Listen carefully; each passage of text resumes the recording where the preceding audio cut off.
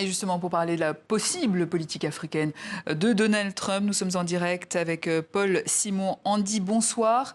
Vous êtes directeur régional du bureau Union africaine et Afrique de l'Est à l'Institut d'études et de sécurité.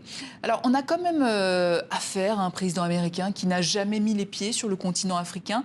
Qu'attendre alors de la part de Donald Trump désormais ? À vrai dire, pas grand-chose. On a beaucoup d'incertitudes, on a beaucoup de déclarations de personnalités proches de Trump, de personnalités souvent pressenties pour avoir des postes importants dans son administration. On a des notes qui ont fuité de certains documents provenant de think tanks très conservateurs. En clair, c'est que l'Afrique n'est pas une priorité pour Donald Trump.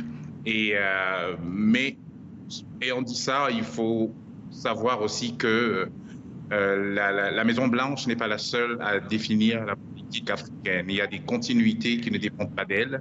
Il y a un département, un ministère des Affaires étrangères, il y a USAID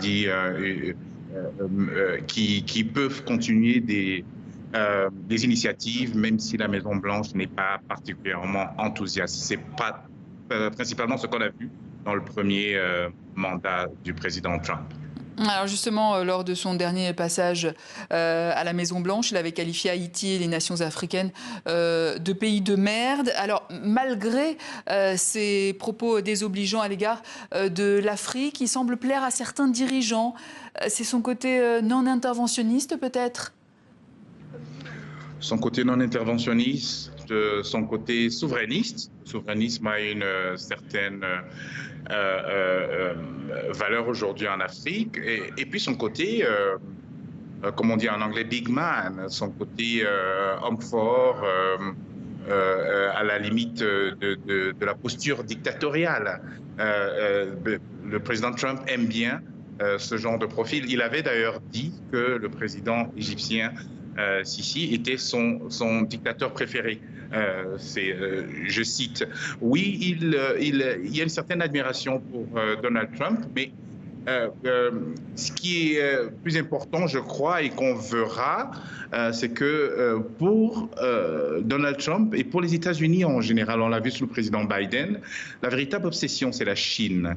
L'Afrique pourra avoir une certaine importance par rapport à la volonté américaine de contrer les avancées chinoises et à certains égards russes dans le continent. Et je pense que c'est à ce niveau, peut-être, c'est à l'aune de cette volonté de contrer la Chine qu'on verra des initiatives sécuritaires, politiques et peut-être aussi des investissements économiques en Afrique. Justement, quelle sera sa politique économique en Afrique ?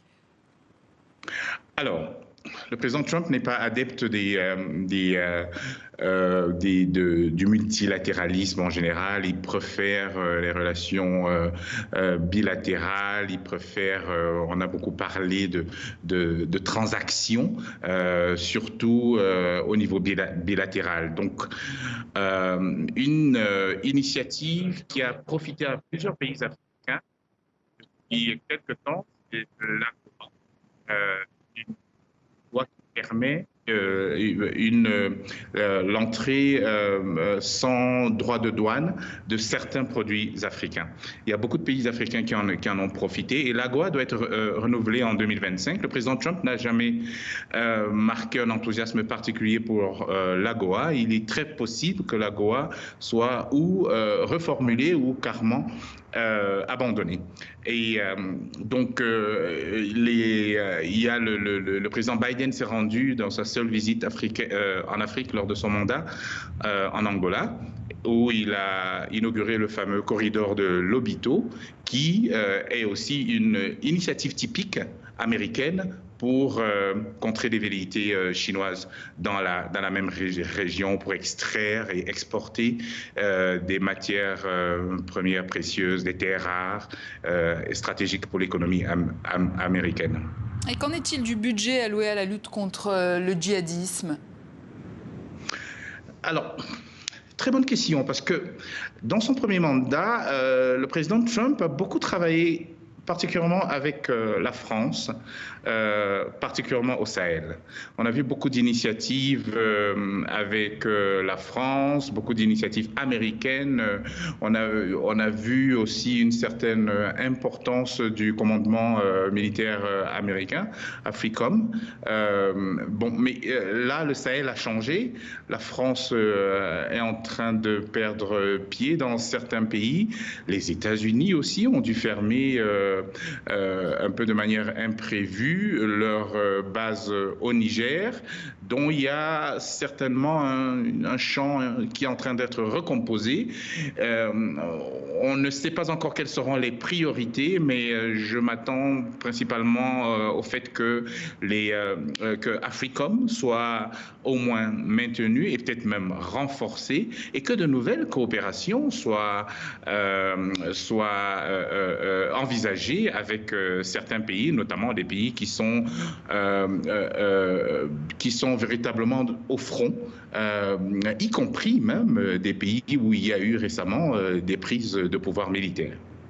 Paul Simon-Andy, merci. Je rappelle que vous êtes directeur régional du bureau Union africaine et Afrique de l'Est à l'Institut d'études et de sécurité.